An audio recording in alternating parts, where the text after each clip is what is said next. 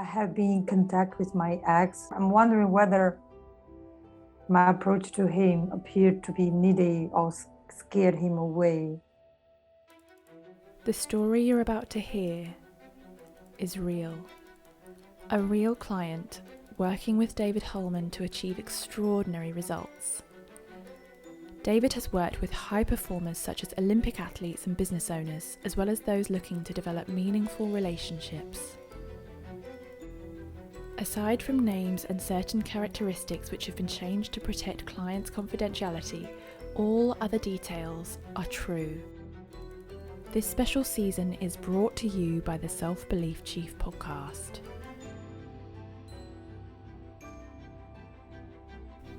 In this episode, we're going to be talking to a client who's just telling me that they've recently been back in contact with an ex-partner, and whilst it felt right in the moment, in hindsight they're actually questioning their intentions and behaviours and questioning themselves in terms of, was it the right thing to do?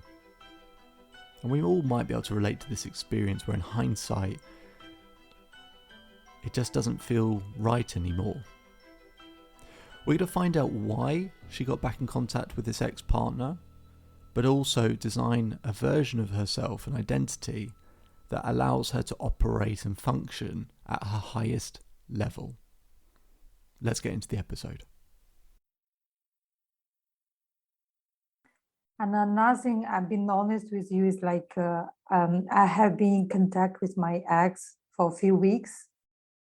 And so we plan to catch up a little bit, maybe with a drink or something. But before that, he sent me a message that he was still ill and he couldn't make it. And I think he got, and then I said I called him. So yesterday night I called him. Yeah, so he got COVID and he didn't have any test kit. And I have spare ones. So this morning I gave him, I went to I passed by his flight and I give him 2 test kits. I want to talk about my intentions. I'm not sure whether I'm still appeared to be very needy or to appear to have, a very needy or trying to, this kind of things. I'm not sure. I'm wondering whether my approach to him appeared to be needy or scared him away, will scare him away. So she mentioned a few times about wondering if she was being needy. Neediness means when something meets our needs. Now, I do quite a bit of what's called human needs psychology, so you might have heard of Maslow's hierarchy of needs. Tony Robbins has got a model on human needs. And just to keep it really simple for you, we all have human needs like certainty and love and significance, needs that have to be met, just a handful. We all have the same human needs. We all do. Part of the reason why it's so difficult when a relationship ends is because usually they are the source of meeting all of our needs. They give us love, they give us certainty, they give us significance, they give us growth. And all of a sudden that's gone, and so our human needs that are being met at maybe 8s, 9s and 10s, all of a sudden, because they're not there, our human needs are maybe being met at 1s and 2s, and that's where that panicky feeling comes from. So part of my job going forward in the future with this client is to show them how to meet their own human needs better, because then we don't need someone quite as much. We just can enjoy being with someone or want to be with someone, but not need to be with someone. That need is basically a survival instinct, because at the beginning of time you needed a community or tribe of people in order to survive. Now that's not true anymore, but our brain is still built the same way. So that's what I'm going to be doing with her in the future. But one of the things I'm really curious about is what her intention is. She mentioned intentions a few times there, didn't she? I want to know if her intention is to be friends with this person, or is she trying to get back with this person? I think at the beginning, I want to really to see whether I can be friends with him. But if I don't get, very positive. I don't get the positive response from him. I felt anxious, but I'm much better than before. It's like I felt less. I can adjust myself to not think about that, and I think I behaved better. But still, I feel a little bit anxious sometimes. For instance, this morning, I passed by his flat and give him 2 test kits without letting him know, and so it's like it feels like yeah. I feel like a little bit bad after that because I didn't give him any notification that I will pass by. I will knock his door and give him something. It's just like without any notification, because I intended to call him, but I was in a hurry to go to office because so I just I think it was a little bit rude. I want you to answer this as honestly as you can. If he said he wants to be back together with you, what would you say?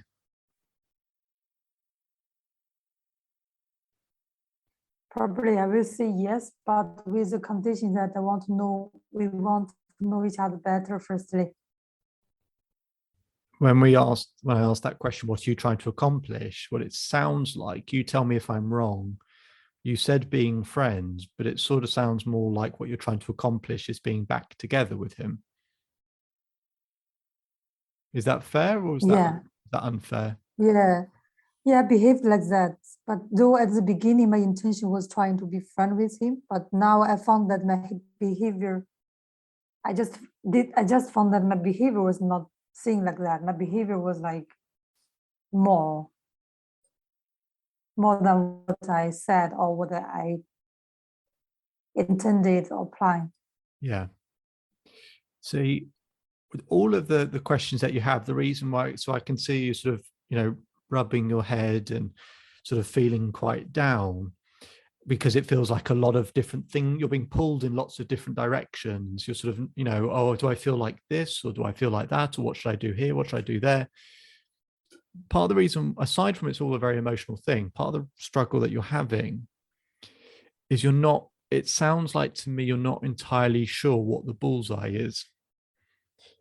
And what I mean by that is, well, is it that I'm trying to be friends? And if it is that you're trying to be friends, then it requires one set of actions. If you want to get back together with someone, that requires a different set of actions. If it's to be able to create some distance from him, it requires a different set of actions. But what you have in your mind, and I think the reason why you're probably rubbing your head, is you've got 3 different things going on in your head, which is be friends with him, be with him, and move away from him. And you've got all of these different parts competing in your head. I can see you laughing, so I think you probably understand what I'm saying to be true to some extent. Now, yeah. I'm not against people being friends with ex-partners. I can't say that I have been, but I also know people who are. And it's not for me to say what the appropriate thing should or shouldn't be. But at the same time, we also have to understand really deep down, 1, what we want, and 2, what does the other person want? Because whilst it's in the place that you're thinking that you want to be together with him, but you're doing it through the lens of trying to be friends with him, then all the actions that you're taking are going to be inaccurate. They're not going to be the right things. If you're taking the actions to be friends with him, but you're trying to get back together with him, that it's going to create this sort of confusion. We can't trick people into getting back together with us. I say it like that, not because you are trying to trick someone to get back together with them. It's not our intention to trick someone.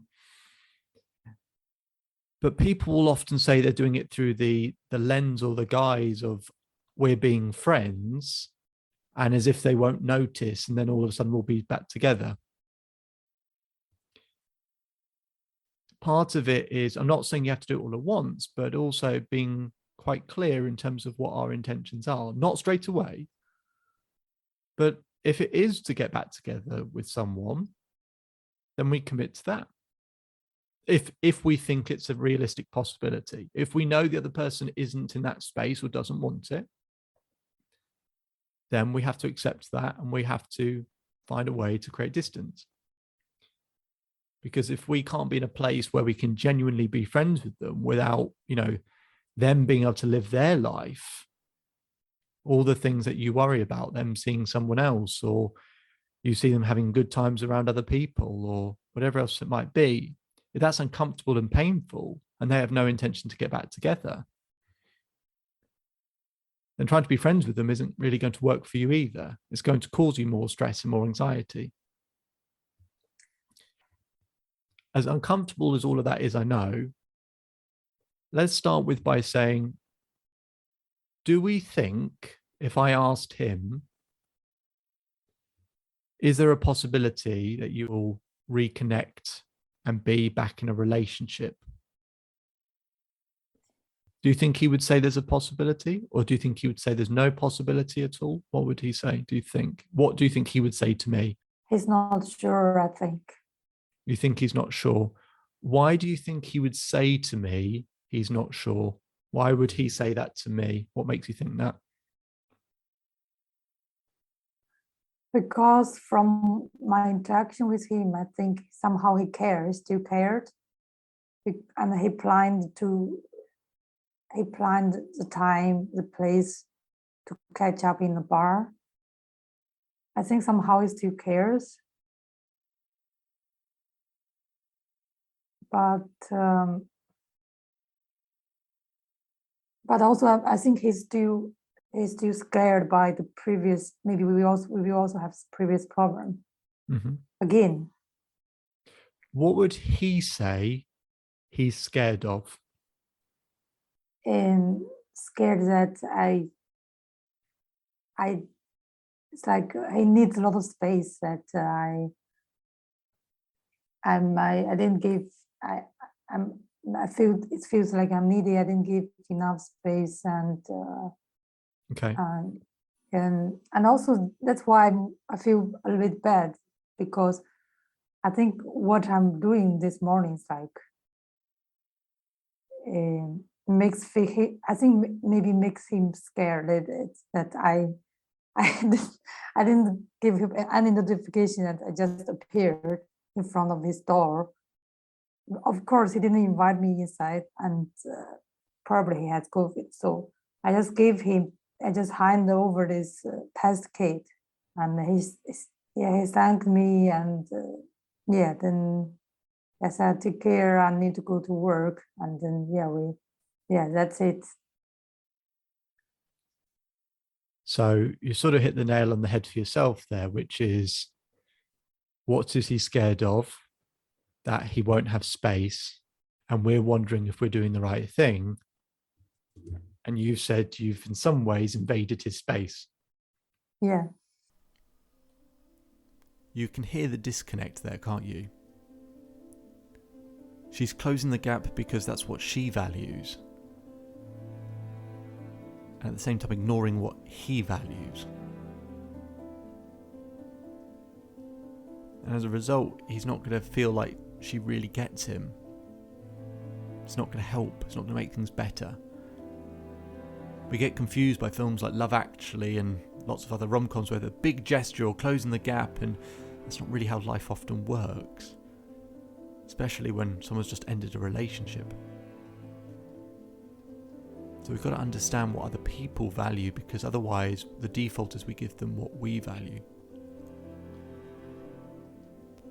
Now, many of you will be having your own opinions during this episode, saying, oh, just move on, or, oh, you've got a chance, go for it. You'll all have very different opinions. The thing is, my only interest as a coach is the health and well-being of my client, that she's healing and doing better and doing well. It's not for me to say what she should and shouldn't do. I don't know her ex-partner. I don't know if they're supposed to be soulmates. I don't know. But I am interested in the health and well-being, and I do think that some space now is quite clearly needed, because Space will help her heal if this person isn't interested. And he also values space. So if she can demonstrate that she can give space, he might start to recognize and see actually she does understand.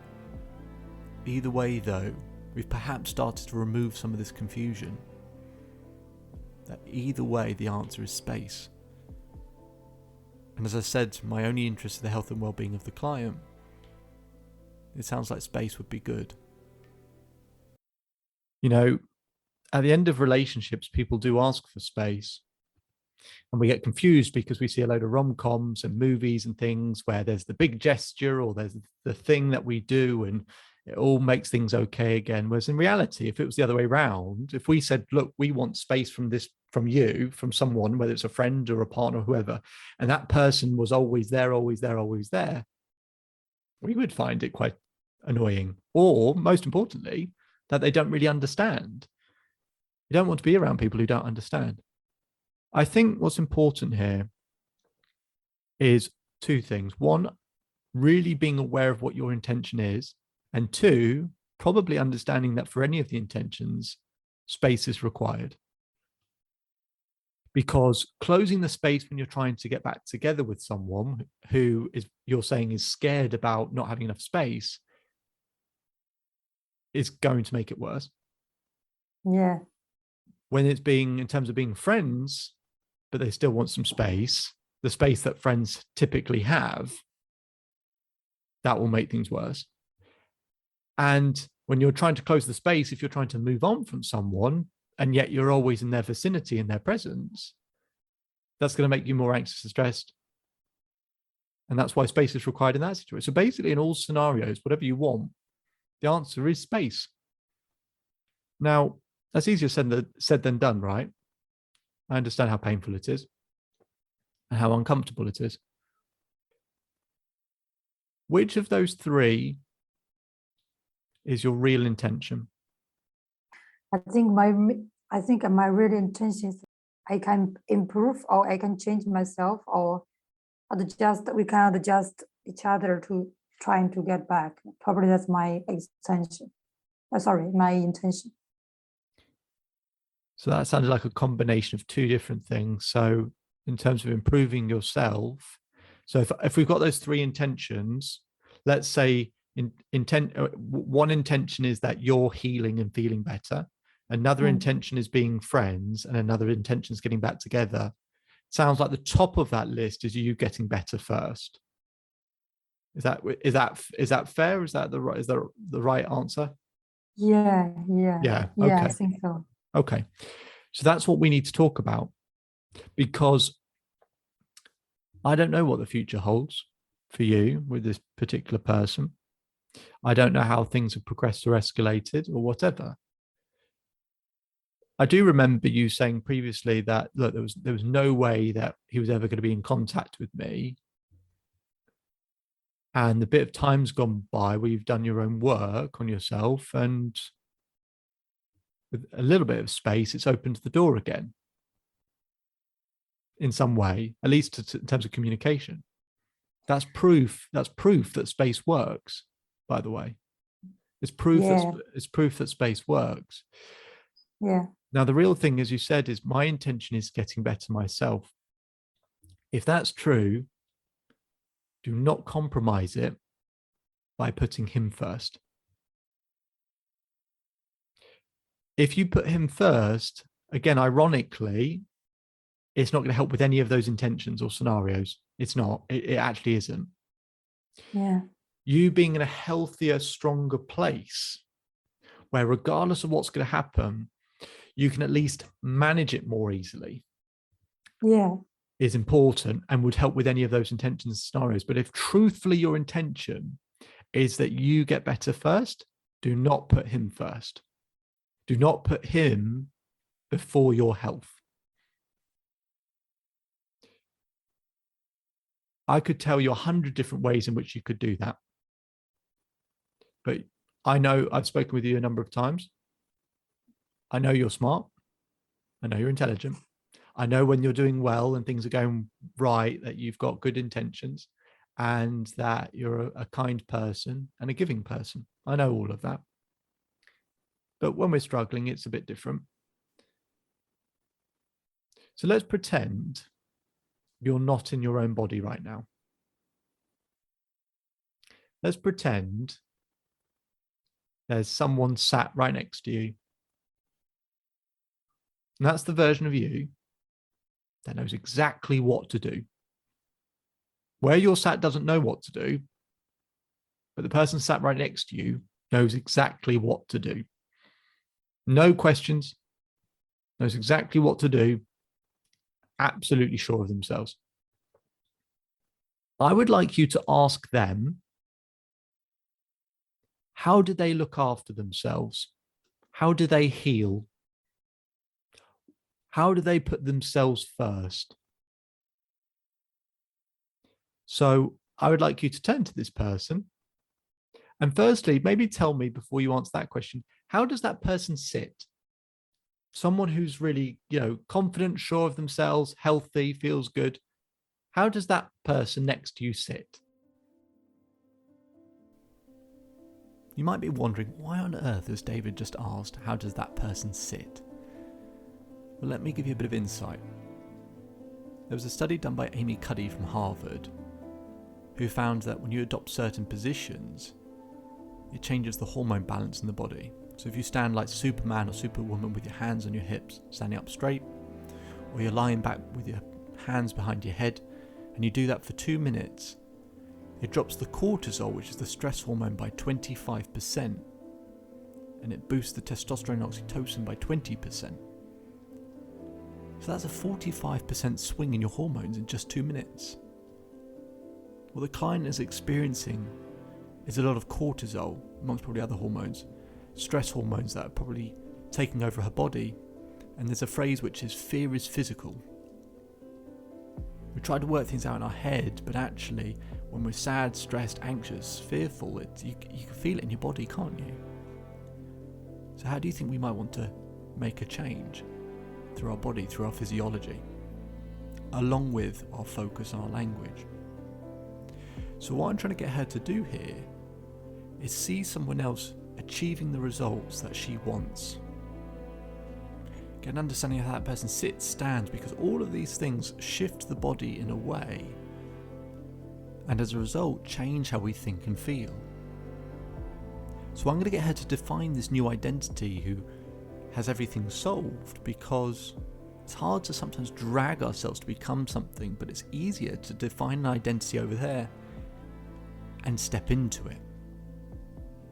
So let's find out how she thinks this person would sit, how they would stand, and how they would behave.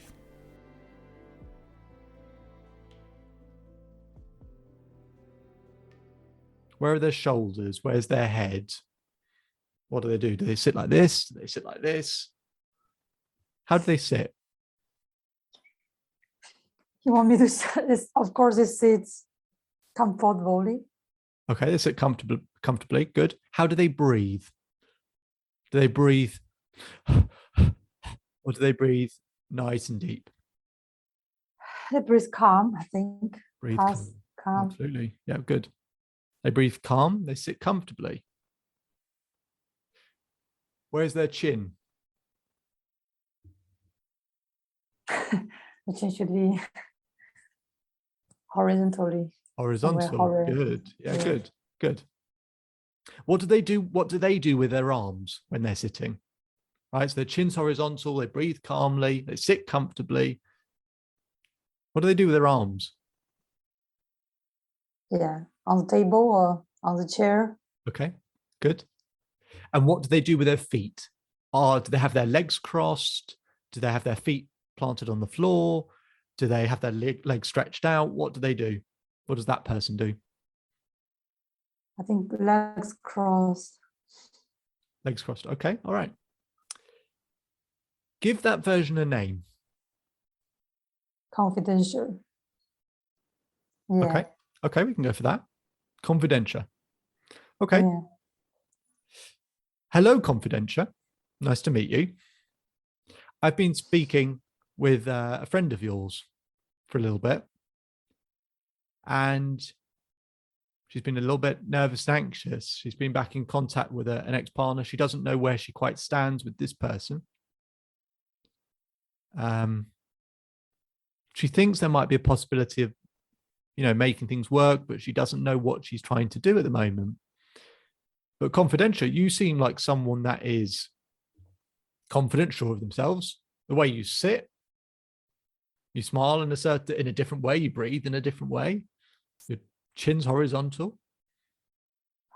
You look sure of yourself. I want you to help your friend.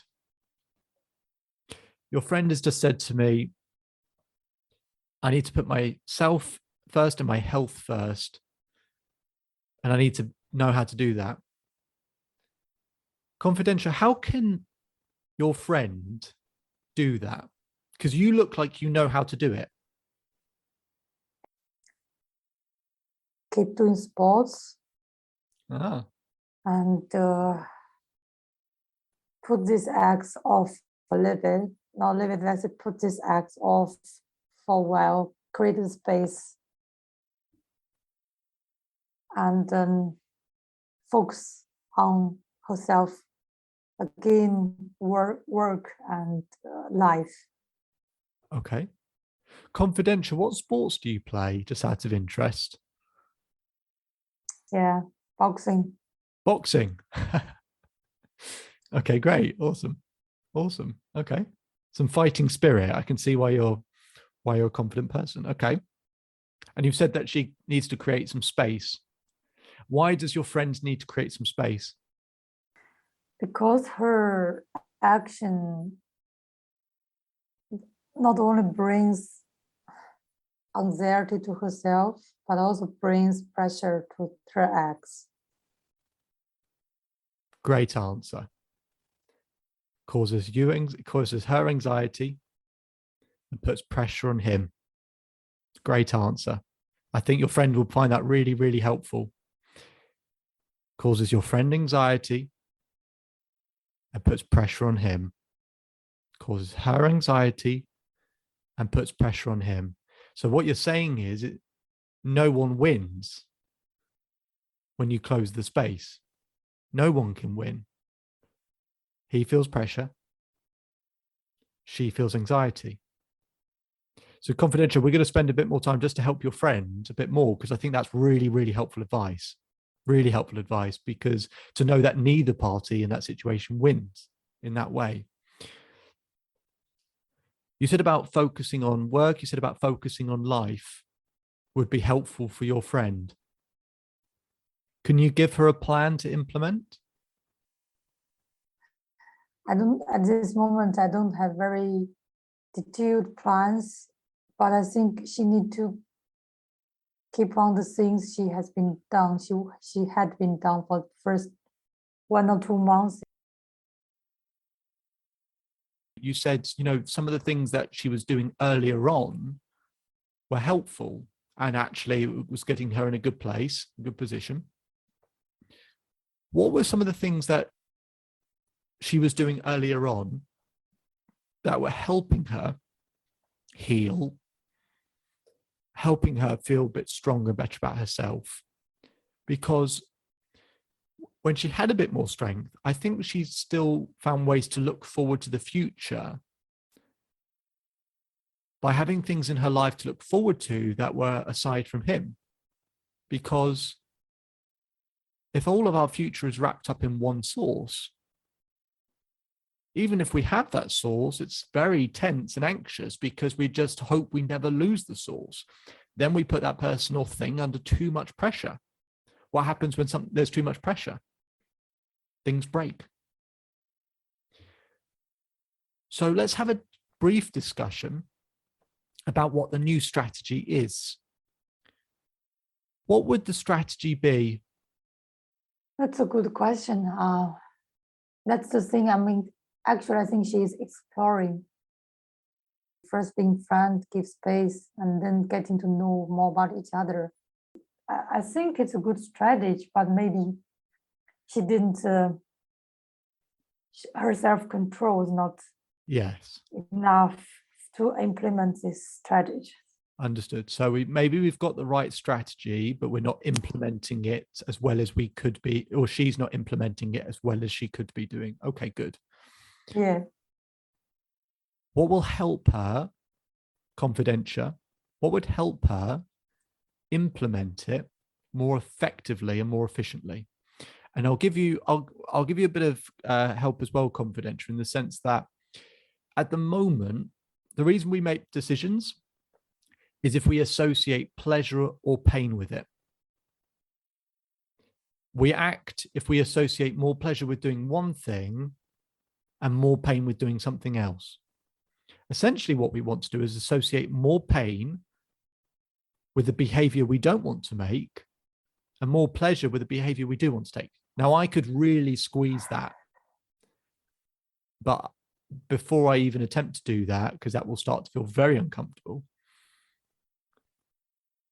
how can we associate more pleasure with implementing that strategy that she's got and more pain with disobeying that strategy? Confidential, how could she associate more pleasure with obeying the strategy and more pain with disobeying the strategy? The pain is my anxiety, and the pain is her anxiety. Her anxiety, yeah. Not your anxiety, Yeah. her anxiety. Yeah, good. Yeah. Her anxiety and her anxiety, her worries, and her focus on herself, on building up her own life. And the pleasure thing is she was challenging herself.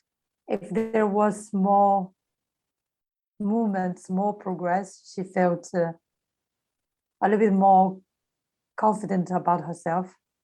Good. Really good.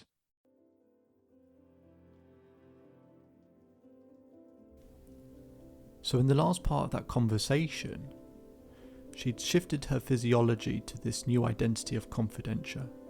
And that's the beauty of changing your physiology, because it starts to change the way you think and feel. When we're happy, we smile, right? But science also shows that when we smile, it actually makes us happy. So shifting our physiology first, it doesn't mean it fixes and solves everything, but it helps us become more solution focused, changes the hormone balance in the body. And as you saw, she started to provide the answers for herself. I didn't have to do much. She started to convince herself that space was needed. She started to talk herself through that and some of the other things that, she needed to do, or confidential was saying what this other version needed to do. When we adopt this new identity, we've got an identity of someone that doesn't have all the strings and the baggage and can see it from a different vantage point, a different perspective.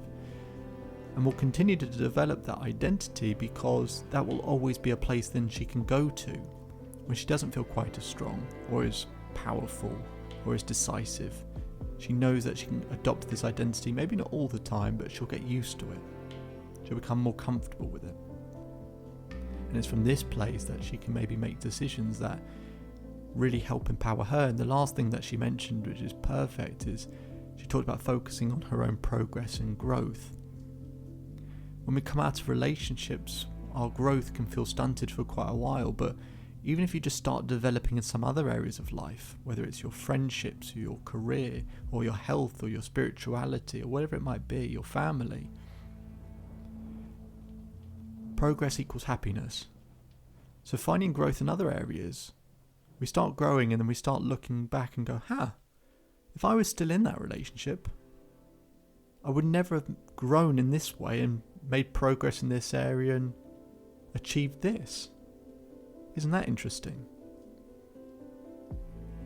And so we start to see a different way that life can be, because we all hold on to one picture of what we think a good life looks like, and when that picture gets torn up and thrown away, we think our life is over. But truthfully, there are 10 other pictures that we'd be perfectly happy with.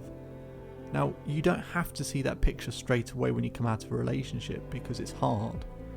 You don't have to see that straight away, but I'm just planting a seed now that will later grow into something. And that's what we've done in this conversation. I'll continue to work with her, show her how to shift that hormone balance, how to find a new picture, a new compelling future, how to meet those human needs we spoke about earlier, how to master her emotions better. There's lots of things we'll talk about, but this is a good step in the right direction. This new identity allowing her to help her heal and develop for herself. My name is David Holman. If you change today, today will change your life. So enjoy the rest of your day, enjoy the rest of your life, and I'll speak to you again soon.